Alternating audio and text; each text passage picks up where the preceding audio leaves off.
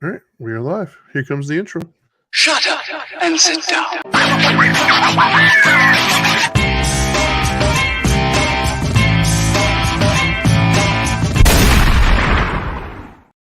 Boom. Boom. Boom, boom, boom.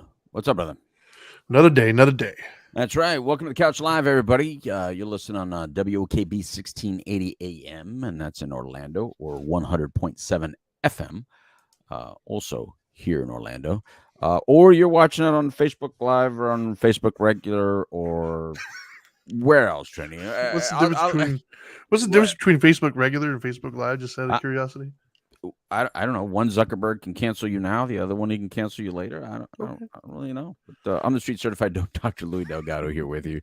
Been here with you for 24 years talking about drugs and alcohol situation and recovery. But we are Dope and Dharma. This is the Couch Live version of Dope and Dharma, where we talk about addiction and family issues and stuff like that. And that's Trinity Phillips, the Dharma guy, my co-host. What's up? Hey, what is up? Are you trying to get your wardrobe set That's up? right, man. Trying to figure out wardrobe malfunction. Right. Well, like this hat is so like it's worn. It's had its day. Yes, and so it's like all like lopsided and stuff now. Like I've gone canoeing with this. I've gone I'm one of those guys that has hats to like my way of washing it is when we're out canoeing, I'll take it, dump it in the water, and put it on, and there you go. Like that's it fits you, Trinity. It fits you. I'm all right with that. Let me ask you something. Wait a minute. You canoe? Your big old self canoes? Of course, man. Yeah, of course. Absolutely. Wait, you can't. What do you call it? Zip line, but you can canoe. I've zip lined before. I mean, I can't do it because of my size. I can't do it as much now. So I'm saying those little straps for little people. It's not you know what? No, I think if it's like a good zip line course, they should be able to hold my size and my weight. But yeah, canoes, I do just fine. I do canoes. We live in Orlando, man. There's so many canoeing places around here too. Like, how could you not? Yeah, well, I got some plenty kayaks, man. I didn't know you were into that. I got some. Well, we talked about it. Remember, like I was going to buy a canoe one time. I had this thing, Trinity. Yeah, exactly. Let's see where you don't listen to me. Yeah, you don't ever listen to me. You sound like Dana now. What's up with that? Anyway, Shaw's back in the studio. He's taking care of the studio component of this, and of course, we got lazy after COVID and stuff, and it's much easier to do the show like this. So hopefully, it is working out properly for you people. Not only that, have you seen gas prices lately? Yeah, well, it's like $3.75 around the house, man. That's ridiculous. It's not as bad as it was. It's better. It's better compared to what? I mean, it was in the 4 range. I don't. I guess, man. I don't know. And then some cities I go to, it's better than others. Right. Anyway, doing this on a Sunday afternoon for you people that are watching it live. Unfortunately, you have to do it on a Sunday afternoon because there'll be some travel time tomorrow. So, or today, really, in about a few minutes. I got to get to Daytona Airport. But let's do this, Trinity. We started talking about alcohol last show, and I thought it was just going to be a one and done, right? And then during the show, like towards the end of the show, you started bringing up some other stuff, and then you brought up the idea. Well, this is going to have to be, part 1 of 2, right? So I agreed. So this morning when I told you, okay, I'm ready to do this so I can get to the airport, you asked me, well, I thought we already did that topic. Well, I just didn't. I was trying to do the write-up, so I didn't make sure I understood what our focus was going to be. Because I remember we talked about it, but it's because you and I have so many conversations off air as well. Right. Sometimes they kind of run together. And I know we did talk about having some people who did some studies from UCF on the show as well. Although I don't think we've reached out to them. That guy retired. Yeah, I mean, I think we're well versed enough to at least get the point across. I mean, do I think that we could do it as much service as he could? Probably not. Listen, but I think we know enough to where we can probably intelligently discuss it. People, Trinity has officially gotten old because that conversation right there, even I remember that conversation that he's talking about, that he's referencing right now, happened before last show. It didn't happen after last show. So the facts are that Trinity at the end of last show, which was only a week ago, people. Yes. He says, "Oh, I got more to say. I got more to talk about. We got to do part 2." And the facts are, we haven't talked about this show for a week. Okay, probably we haven't. And then he has forgotten. So he's playing a Louis. That's usually my role. My role is to forget, and then Trinity, with his bright mind, would always, his A student brain is always like, "This is what we talked about. This is what we're gonna do. This is what we're gonna." And now he's acting like me, and he's going like, "You know what? I don't remember. Didn't we already do that already?" And so I had to go back and like try to watch the last show, which I already heard what I said. I didn't want to hear what I had to say again. Trinity? I think our perspectives are slightly different on this one, but that's okay. You run Wait a with minute, it, man. mine is factual. What is your perspective? No, I just simply wanted to write up. I wanted to confirm what we were talking about because you said we're talking about alcohol. That's so when I'm writing it up, I wanted to make sure I knew what the focal point was, and then you said we're doing the myths. I'm not disputing that. We'll do the myths. I'm not disputing because I don't think we didn't get to the myths. I only know a few, obviously. Right. I think you know more. We were I got the number from Dr. Tom Hall to reach out to the guy who actually did the studies. Right. One of them like retired and sold the business, I think, to somebody else. Yeah, it goes back to that again, people. I got both the numbers, but I never really reached out to him. And so, yeah, I mean, I know that was part of the idea is to have them on, but Trinity is inside the myth of fact right now, folks. Go watch the last show, and at that last 5-10 minutes, you're going to see exactly did tell the truth. Anyway, sure. All right. So let's get back into it then. So let's start with some myths that you think are out there, Trinity. You tell me the myth, and then let's talk about what kind of myths are you concerned about? Well, I will say the ones that I'm most well versed on, right? I'll start there because there's a couple of them that I think are doozies, but I think you know more of the science behind it because you actually heard the presentation. So let me start with the ones that I'm most. We're not going to get scientific on this show because there's no reason to get scientific. The ones that I'm most familiar with would be like people think that they need alcohol to have a good time, right? Like they think that they need alcohol to have a good time. They need it to wind down at the end of the day. They need it to relax. Right. And I would call that a myth because there's millions of people who don't have alcohol, consumption, and they unwind just fine, or they have a great time. Well, have you ever thought that maybe they're not having that great of a time, Trinity? Maybe they're bored? No, I've actually never thought that. Mainly because I don't drink. Like I've had periods of time in my life where I would consume alcohol, where I'd have some beer with the fellas. Right. And I haven't had any alcohol in I don't even know how many years now, probably 4 or 5 years at least. Right. And no difference, really. Like no difference as far as my ability to enjoy my evening out. Right. The only real difference, to be honest with you, is my check is like half. When the bill comes, it's nowhere near what it was, right? Yeah. And so you could argue it's not a really good time when you get like an $80 bill from having dinner and like some beers. But no, I think that is a myth. I think it's a myth that people think that it's a great tool to come down at the end, like, oh, go home and get you a glass of wine. I'm not saying that you can't do that, but and I'm not even saying that's a problem. The only time I would personally consider it a problem is when you start to think that one has to have the other. Like, I have to have my glass of wine or I can't come down at the end of the night. I have to have a beer with my friends or I can't have a good time. That's when I personally think it starts to become a bit of a problem. And I think those are myths. Okay, so those are two different things. So which one do you want to cover first? Let's cover the having a good time. Why not? All right, so let's talk a little bit about that. So people, when we're all thinking about having a good time, we're definitely, I mean, I don't remember ever saying, man, let's go out and get arrested tonight, bro. Let's go out and I can't wait to just, get caught. I can't wait to sleep in that bunk. And for those of you that ever slept on that bunk, you know how thin that mattress is and how cold they like to make it when they don't need to, right? Sometimes it's either cold or hot. I've never been in a hot one, but it's always been cold for no reason. I'm okay. Blanket doesn't fit a body.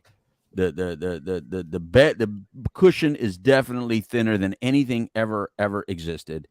So luckily I've never had to sleep there long. Sure. It's just a couple hours and get the hell out of there. but anyway, let's talk about that. So let's have a good time. Okay, I would go to a person's ability to feel comfortable in front of others. We would talk that social anxiety people. I kind of feel for people that do truly suffer social anxiety, and when they get around a lot of people, they're not themselves. They don't feel themselves. And so at some point in their life, they may experiment and Right. find that they're more lively or more able to say what they want to say. And for those purposes and those reasons, it is a shortcut. See, I'm not going to say that it can't work for you, because psychologically you may believe it works for you, and it may. What it does is it removes you as a barrier. It lowers your inhibitions. So you're no longer with all your rules and your fact checking of self, right? So you may be a little bit more freer. Only the issue is it's not very sustainable. No. And it can become harmful if at some point it goes beyond you being able to have a good time and being able to be social, and you become obnoxious instead. You become irritating. You become problematic. You don't know how to self-regulate your humor or your comments or your physical activity.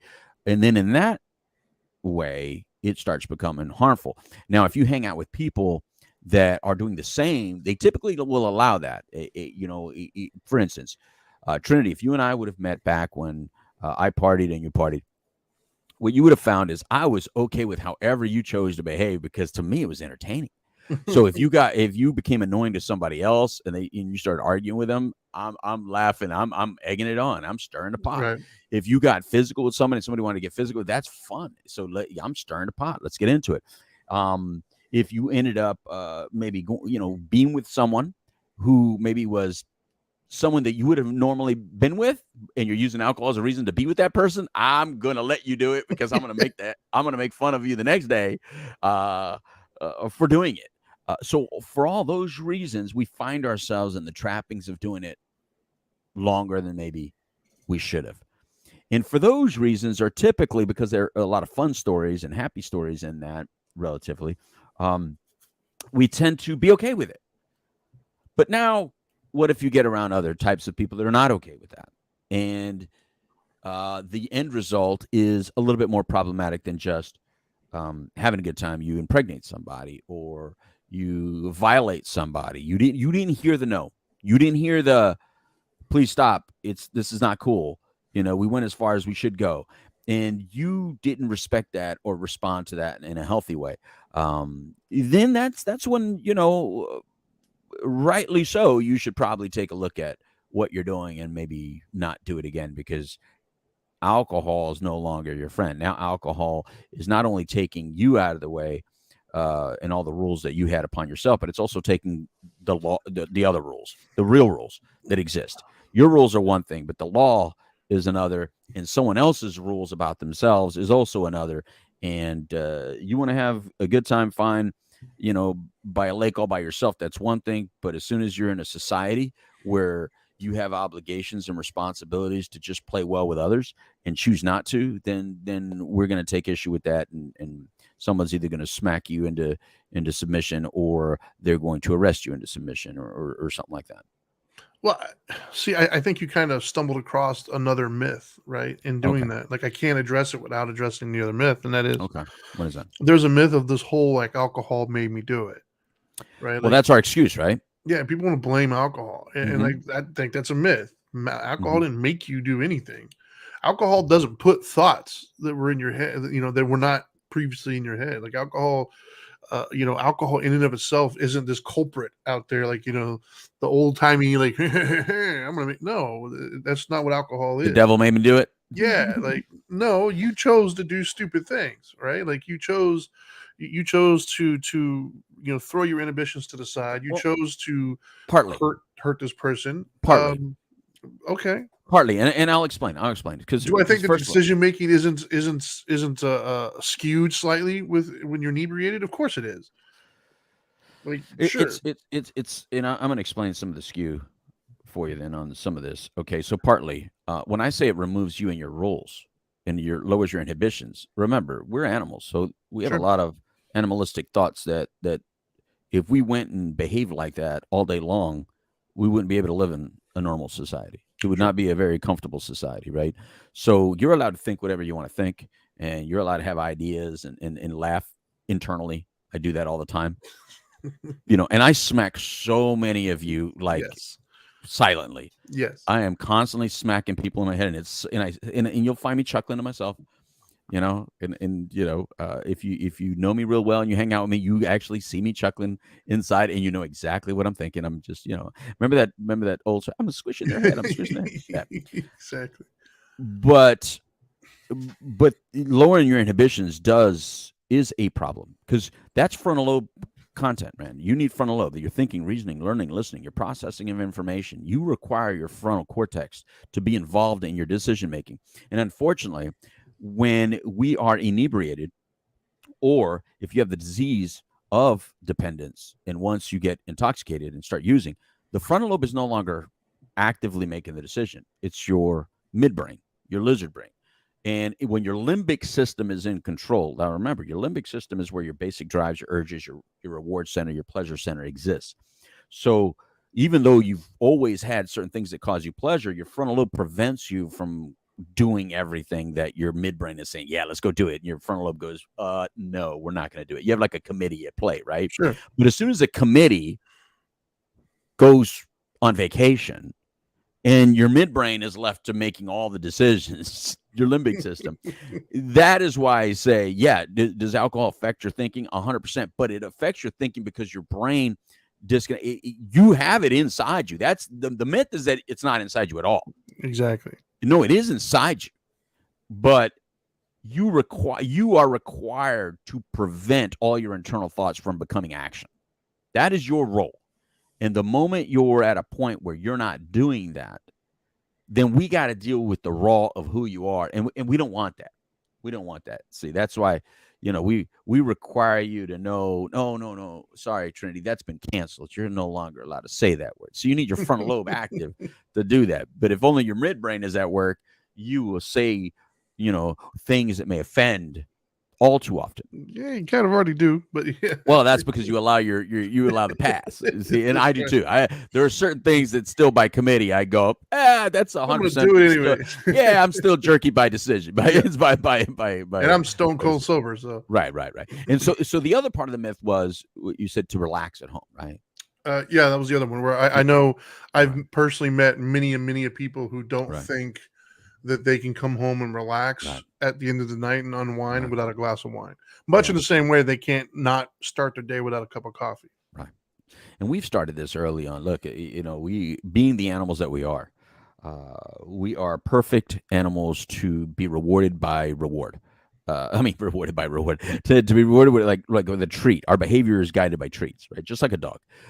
So we tend to want to reward ourselves. Like we're our own handler. Right? Oh, you did good boy. We give ourselves treats. And that's how we feel like, oh, that was worthy the hard work or the time I put into. So culturally, we enjoy that. We like to reward ourselves. And we want other people to reward us too. But like we did the show on compliments the other day on Dharma Time, we see that a lot of people aren't rewarding us. So then you may want to reward yourself a little bit further. If you have difficulty calming down at the end of the night, first let me talk to those people. If you have difficulty kind of winding down and relaxing at the end of the night, that could be problematic because you need to recharge, right? And if it's working for you, by the way, and what I mean by working for you, if you truly feel recharged and rejuvenated and energized, and it's not complicating your life further, then fine, keep doing it. If that's what you choose. I mean, it's a shortcut. Just like pills are a shortcut, right?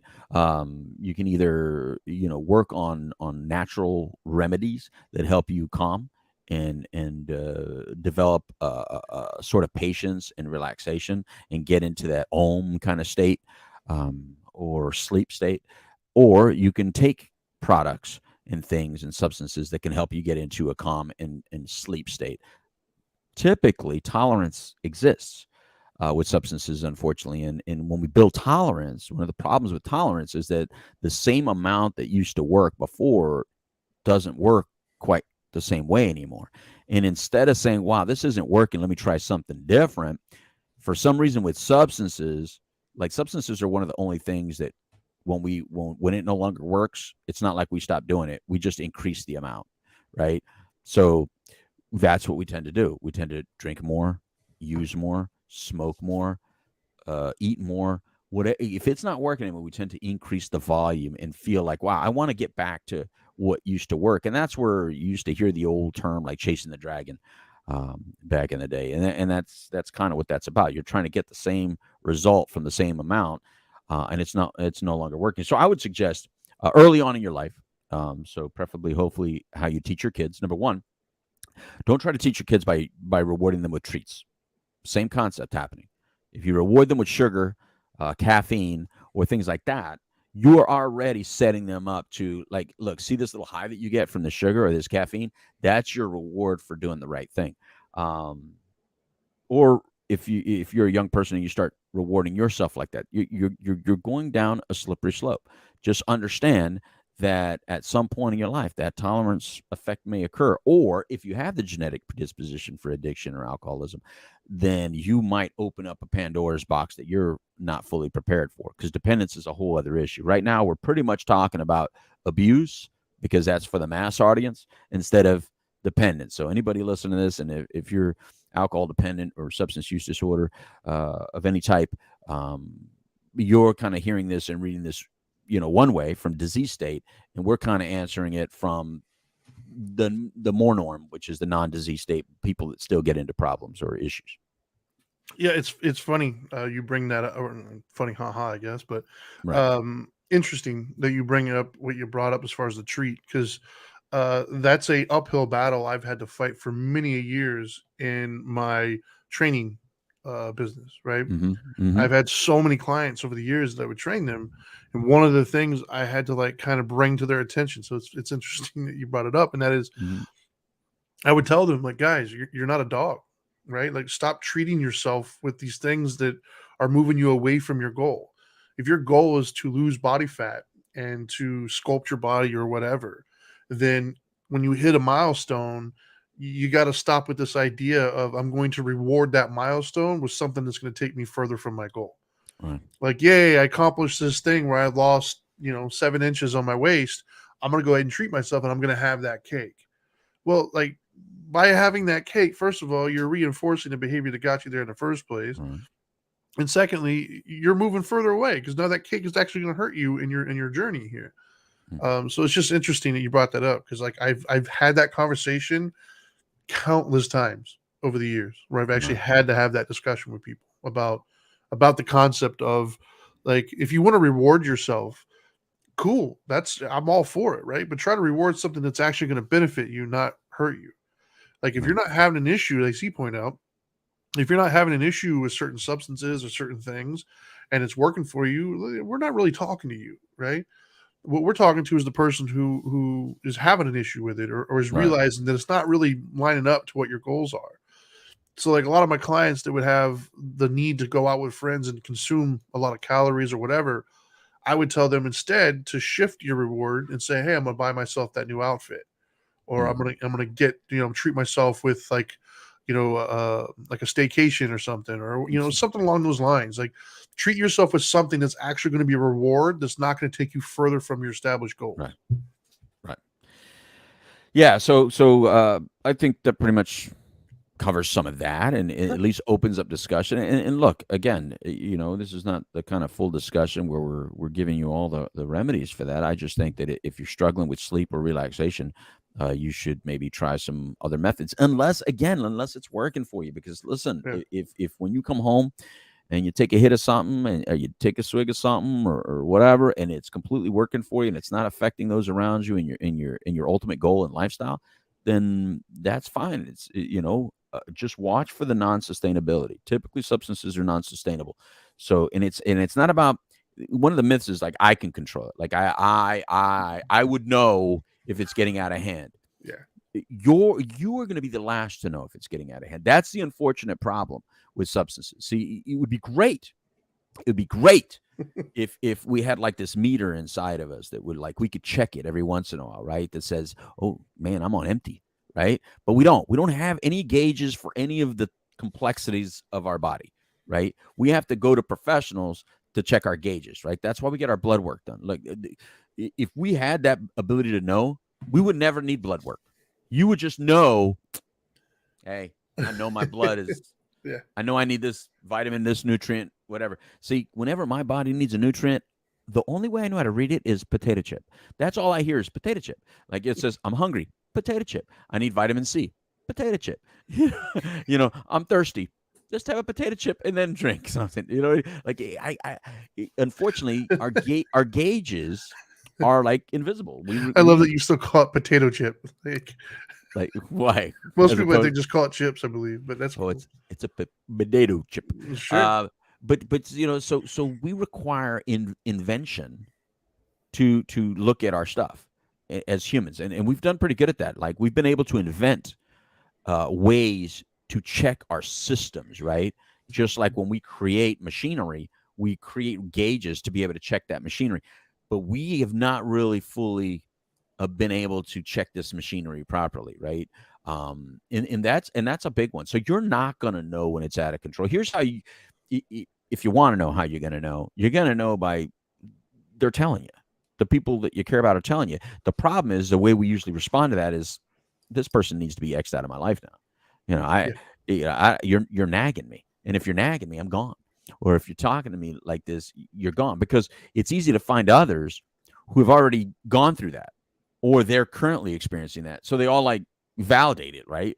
Like that's the joke that we have on this show is that you can go to any bar. I can go to any bar in the United States and start complaining about my wife, and I will find a whole group of people that will just jump right in. Yeah. Right?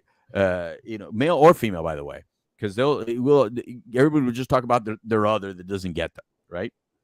Yeah. So it's easy to find people that are validated, but the people that really most care about you and that know the most about you, that's the one you really need to be listening to. And unfortunately, those are the ones that we start spending less time with as we're getting worse. So one good way to see, am I getting worse or is this becoming a problem, is what does your close network of loved ones think? And then, think deeply and hard on that. Now, if you have a loved one that's like, screw it, usually they're doing it with you too, right? And this is, one of the problems, Trinity, and we touched on this last show, said everybody thinks they're an expert, right? Everybody. Yes. So, one thing, typically your mother is either very enabling or the hardest person on earth. It's going to be one or the other. Typically, very rarely is a mother like right there in the middle, right? Either they're a very enabling mom and you can't do no wrong. Like in public, I can do no wrong, bro. Seriously. I mean, I can do it. I used to do horrible things. They've had me on video smoking pot at high school, and my mom just simply looked at me in the principal's office and says, "Is that you doing it?" And I said, "No, it's not." And mama says, "That's not him. That's not what he's doing." Boom, done. I'm looking at that principal like, good luck, brother. You have no idea what you just stepped into, but you are not allowed to talk negative about her son ever. Now, privately, hardcore. Can't get away with anything, but publicly, that's not going to happen. And so you get these dynamics in families. So sometimes your family is not the good gauge and you have to go seek a professional. What do I mean by that? Okay. Trinity, have you ever had something happen to your car where a well-intended friend or neighbor knew how to fix things, so they did it? They go, I'll take care of that. I know what it is. I'll take care of it for you. Did that ever happen? Anyone ever fix something for you and it like go Yeah. wrong? Yeah. Yeah. So you're thinking, man, I shouldn't have went to a friend or family member because normally they know what they're talking about, but I'm seeing them as a friend right now or a family member and not as a customer, and I have no recourse now.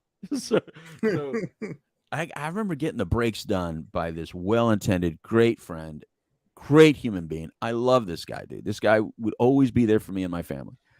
But one time I let him do our brakes. Oh, those brakes squeaked nastily.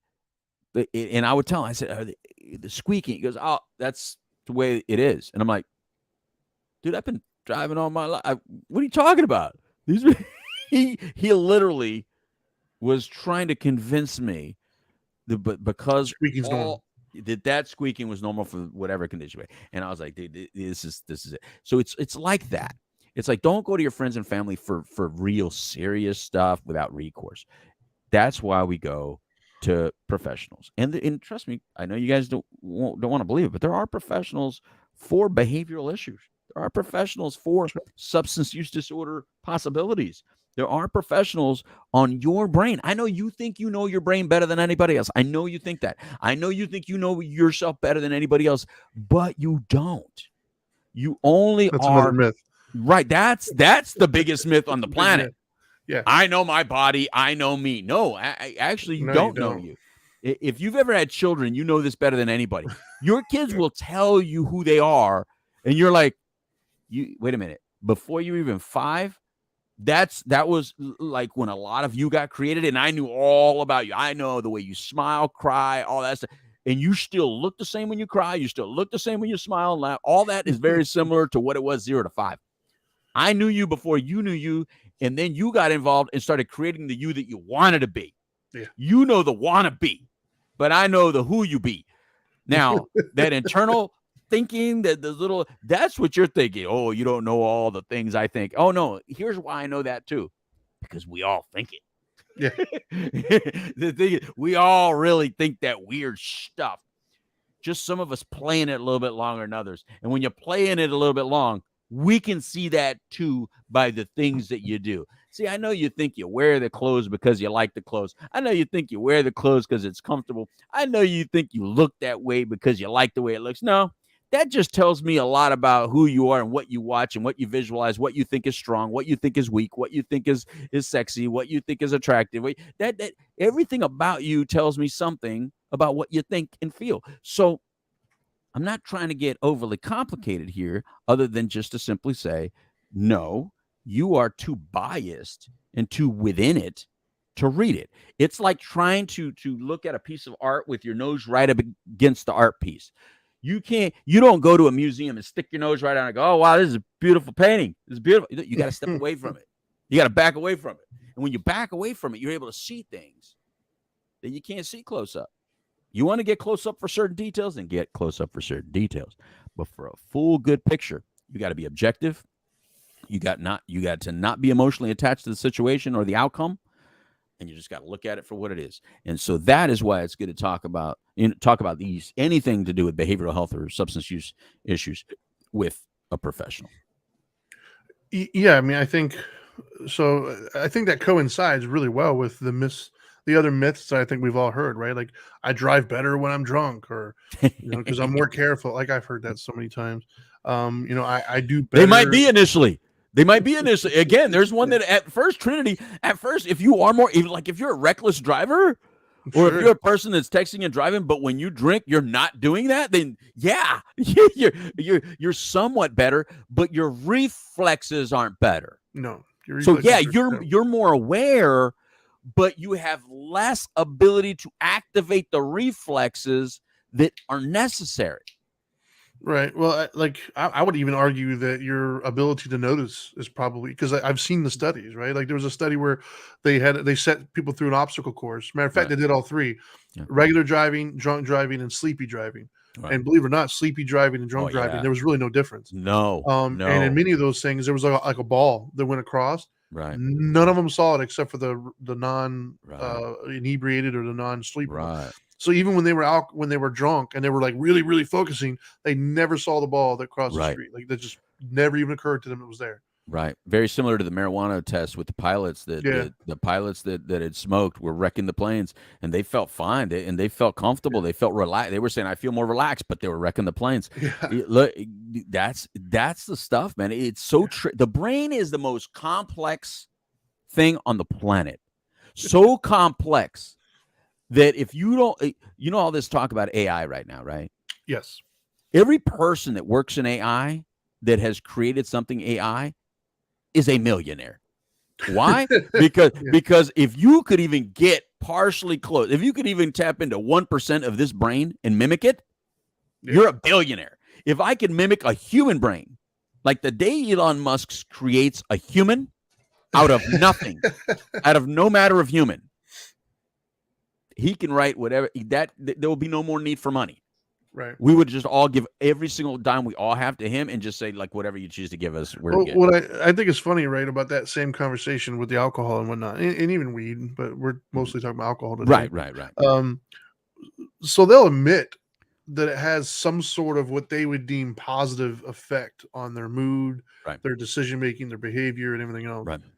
But then when it comes time to like, hey, you're not really conducting yourself well, or you're not a better driver, or whatever it is, suddenly it loses all ability to impact any of your functions, right? Even though you just admitted that you're taking it for a reason. Like, you're not taking it because it's water. You're taking it because it does something to you. And so they love what they would deem as the positive effects of that, but they would completely ignore any other, suddenly it's water whenever it comes to their negative effects, right? Like, well, it affects your, your reflexes. No. I'm more, really? Like, I thought you were taking it for the sole purpose of slowing things down and dumbing things down. Yeah. Right. So it's like, those myths, right? Those are the lies that we tell ourselves to justify our behavior. So are you telling me that alcohol did make me more sexy? Because I felt pretty certain that I was a hell of a lot more sexy drinking. Yeah, it made you feel more sexy, maybe, or it made you just care less. And that's the thing is we tell ourselves so many lies when it comes to, let's just say, alcohol. Like, since that's what we're talking about, like, there are. I mean, there's so many of them, right? Like I'm better at this, my favorite one is everybody always knows what kind of drunk they are, right? Like, oh, I'm a good drunk, or I'm a bad drunk. You don't really know that unless you've been caught on camera, right? Like, what that's almost the equivalent of asking somebody if they snore. How the hell would I know? I'm asleep. Like, I don't know if I do or not. So, like, when you're drunk, you're not the best, judge of your behavior at that point. You're not the best historian. No. No, and that's a fact. Anytime you try to listen to a person that was drunk the night before and they try to tell you about a story, especially like a fight or something like that. And we've all seen drunk fights. Sure. But when they explain it to you sober, you would think that they were like a UFC or a professional boxer. The way that and I punched him like this, and I hit him, and then I gave him an uppercut. And I'm like, dude, you were just flailing your arms. It looks sloppy as hell. Now, in your mind, you looked like a professional. You looked like Pinklin Thomas in your head, right? But you didn't look like Pinklin Thomas in reality, bro. You looked like you were flailing those arms and looking like you were squealing and making all kinds of noises. Yeah. But perception is definitely, one thing you're bringing up something else that we got to talk about then, because you kind of tapped into it, but not. Yeah. Is the type of alcohol. You hear it all the time, I only drink beer. Liquor before beer, never fear. That's beer why I don't drink whiskey. I'm a wine drinker.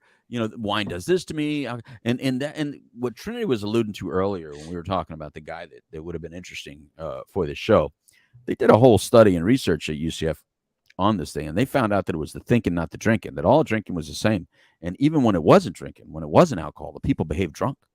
As long as they thought they were drinking alcohol, everything that they thought they were going to act like under the influence of alcohol, they did. So they proved that it was the thinking, not the drinking. And that was that study just blew everybody's mind. Yes. I still don't know why but that's why he sold it, Trinity. He was able to sell his what he found and what he put together after that, because it was great. But I got a feeling that maybe the alcohol industry bought it, because we don't see it anywhere. No. Well, it's crazy when you hear that. Like, when you hear I remember the first time I heard it, I was like, wait, what? Like, it took me a second to wrap, because it goes against every single thing we've ever been told or made to believe about alcohol. Right. The idea that, like you said, it's the thinking. Like, if you think that you're going to be, behaving a certain kind of way, if you think that alcohol makes you a happy drunk and you're going to be the life of the party, like, well, we can give you a placebo and you're going to act the exact same way because you think that you're like, that's crazy to me. Right. And I agree with you. It's insane. And when I had to look him up, it was hard to kind of like find that, like, why that's not at the top of every Google list. Like you said, maybe it's a conspiracy. Maybe Anheuser-Busch, and doing all their little Bud Light stuff. Maybe they're actually buying, the studies up or something. Because that's crazy to me. It was easier for me to believe that you can give somebody non-alcoholic beverages, which they did, and that you can act drunk and get, lowering your inhibitions. It was easier for me to believe that, because by the time I heard that, I was able to process memories of when we would mess with kids and give them. Like when near beer first came out, the non-alcoholic beers came out, we would give it to some kids and let them drink it. And they were acting like they were drunk. And we're like, hey, beer, bro. And they were acting drunk, right? Right. So it was easy to believe that. What was hard to believe is that different liquor is the same. Like, all liquor is the same. It was like, it's still difficult. And I know the facts and I know the science. It's still difficult to believe that one beer is equal to 1.5 ounces of like a whiskey. right? Or a 5-ounce glass of wine. It's hard to believe that all those are equal because it's by volume. It's alcohol by volume. And because alcohol is so regulated out there, it's all pretty much the same. So that same 12-ounce can of beer, 5 alcohol percent per volume is the same as the regular wine. That's that's that 5-ounce pour or the 1.5 ounce of whiskey drink. That is so hard to believe. And yet I know that it is. And then it's so hard to believe. The other part of that myth is how fast it goes away, right? Because all of us, anyone who's ever drank, has probably felt like, dude, I got to just get some food in me. I just got to, I used to smoke a cigarette. I used to be like, I just got to get some food and smoke a cigarette, right? Right. And as soon as I smoked a cigarette, got some food in me, I thought I could drive now, right? So I believe that, Trinity. I mean, psychologically, I was 100% convinced that was a fact. Yet now I know it takes not just 1 hour, which we used to. It's like 2 full hours for each one drink. So if that's a long time. That's a lot of processing for if you drink. What were you laughing about? There's definitely something you're thinking about when I said that. Yeah, okay. There's a story. Well, share with us. I mean, this is a place of stories, and we got about 5 minutes left. Yeah. So I've been drunk probably 3 times in my whole life. Right. I was that dude that didn't like to be out of control. So if I felt like a buzz, I would stop. But one of the 3 or 4 times that I've been drunk in my whole life, I was, I think it was probably 18, 19 years old. Mm-hmm. And there was a friend of mine, Donald, and we were at this frat house type situation. There was just a bunch of dudes and we were there, and we got way too much. It was Goldschlager. It was just, it was a terrible, terrible aftermath. Right. But I'll never forget, he was running around just like a chicken with his head cut off. All he kept repeating was hour and 15 minutes. In his brain, if he just walked around and did whatever for an hour and 15 minutes, he would sober up and be just fine. Wow. And he couldn't have been more off. I mean, there's a lot more to that story, but for on-air purposes, let's just say the hour and 15 minutes was not true. He did not sober up after an hour and 15 minutes. Right. But it was hilarious because he was convinced an hour and 15 minutes that's all he needed. And no, man, the amount that we took, no, man. No. And look, it's still ramping up actually. So that's why sometimes when you see, the reason we take multiple breathalyzers, like we take one on the street and then back at the station, is because it can continue to rise. It's like you're still on the rise up. It's still processing through. Yeah. Look, your poor kidneys and your poor liver. They're working as hard as they can, man. But I mean, your stomach's involved, your liver's involved, your kidneys are involved, your blood system's involved, your skin is involved. Everything is trying to work at it, but that's why we smell you and you don't. Right. Yeah. So at first during the day we smell your breath, but that's why if you've ever walked into the room of somebody that they were drunk the night before and you go wake them up, have you ever smelled that room? That is alcohol that has been going out of their pores all night. Yeah. It's been processing through and evaporating, but out of their pores, not just their breathing and stomach, but pores. And that's why it has that weird smell. And they don't smell it. They can't smell that the next day. Yeah, the next day we still smell that alcohol. That's it's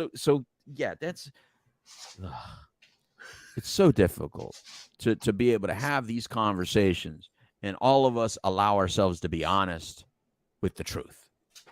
It's important for us to just be honest with the truth. And unfortunately, some of us are so insecure, or we're trying to convince others of what we want to believe is true, of our perception rather than the reality, because we don't want a certain consequence. And to some of us, that consequence means that I need moderation or I have to quit. And because that seems so much like a penalty and so punishing, it can't be true. We want to believe, and we'll end with this final myth, Trinity. I know you'll love this final myth. Oh boy. I got myself here. I got to get myself out. Oh, yeah. I did this, so I got to get myself. Look, you've done nothing. Dude, there is nothing that you did to get yourself here. First of all, the only reason I'm not naked right now is because other people did this. I may have chosen it, but other people helped me. Other people make the roads, the cars, the everything. There's everything else, the light, the computer, everything we do is by help of other people. And then when you use, they're helping you because they actually, are using with you. So it helps you use. Like, so there's a whole culture of individuals that have allowed you and helped you get to where you got to.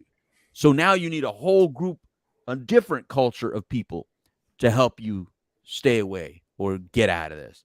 It's just a different subset of people that, number one, the difference is they have the understanding of that side and this side. And this group over here only has the understanding of this side. And they're still using, so they're more biased, because they're protecting themselves. When they tell you you don't have a problem, what they're saying to themselves is they don't have a problem because you're doing the same behaviors they're doing. You're acting like they're doing. You're saying the same excuses as they're doing. And so to say that you have a problem is like them pointing at themselves and them having a problem. The worst person on earth is the one that has every problem just like you and is pointing at you and going, yeah, you really need to quit drinking. You got a problem. It's like, Yeah. You're seriously out of it, brother. So we just all need to be more honest with ourselves, but the only way to really do that is to seek a group outside yourself. And I'm not talking the very biased group, because there's always a very, very biased group that just because they had a problem, then everybody must have a problem and everybody must need to quit drinking and everybody that drinks is an alcoholic. I'm not talking about that hardcore side. I'm talking about the more rational, real group of people out there that are no longer doing it. That are just like, look, if it's working for you, do it. But if it's not, I'm here for you. If you want my help, I can show you what I did. It may work for you. It may not, because everybody's got their own path. But I know what I did worked for me. So I have a strong belief that it would work for you. But, we'll see. And that's the more real that we got to get to. Anyway, Trinity, can you close us off a little bit? Yeah, I'd just say that as I kind of, just to bounce off of our first episode when it comes to alcohol, is alcohol is a real thing, man. Like, and not everything around it is necessarily positive. And I think that you owe it to yourself and your friends and your family and the people around you to be honest about that. Whatever it is, honestly, positive or negative, you owe it to yourself to be honest about whatever that is for you. This idea that it's this great thing and there's no real downside except for those people, I think is going to get you in trouble at some point. Yeah, and I'll end with, look, alcohol is a thing, and because you put it in your mouth, you feel like you're in control. But once it's inside you, your control is gone. The internal things that happen inside your body, you no longer can regulate, no matter what you put in your system. As soon as you put anything in your system, you are left to the full control of that thing and how it interacts with you. And you are using yourself as an experiment. And unfortunately, sometimes experiments go really wrong, and you just have to reassess and reevaluate and change direction. If you could sit here and put your arm out and grow your hair off your arm 7 inches just by thinking about it, then I'll start believing that you can control all the processes inside. If you can go ahead and hold your breath until tomorrow, then I'll believe that you can handle all the processes inside. If you could stop your heartbeat from beating right now for 5 minutes, all of it its own, and then let it start beating again 5 minutes later, I will believe that you're 100% in control of all the processes inside you. But until that moment, please understand that we all need a little bit of something, and we all need a little bit of help if it's getting bad. If it's working for you, again, I just want to end with that. If it's working for you, great. You don't need us. But if it's not, give us a call at 833-NOW-MATTERS. That's 833-NOW-MATTERS. Or go to nowmattersmore.org and ask for some help. Or Trinity, how can they follow us on all the social media stuff and hear about the next show? On our social media, it's right below us. He is at the Dope Doctor. I am at the Dharma Guy. And if you want to check us out on YouTube, do so by looking up Dope and Dharma, or any of your major podcasting platforms if you want to just listen to us on the go. All right, he's the Dharma Guy. Thank you, Dharma Guy. I am the street certified dope Dr. Louis Delgado. And of course, we have been here on the Couch Live, part of Dope and Dharma Show, on WOKB 1680 AM and 100.7 FM. The dog says it's time to go. I got to get to Philadelphia now, my brother. So, Shaw, take it away. Adios, amigos. It's time for a taco. Goodbye.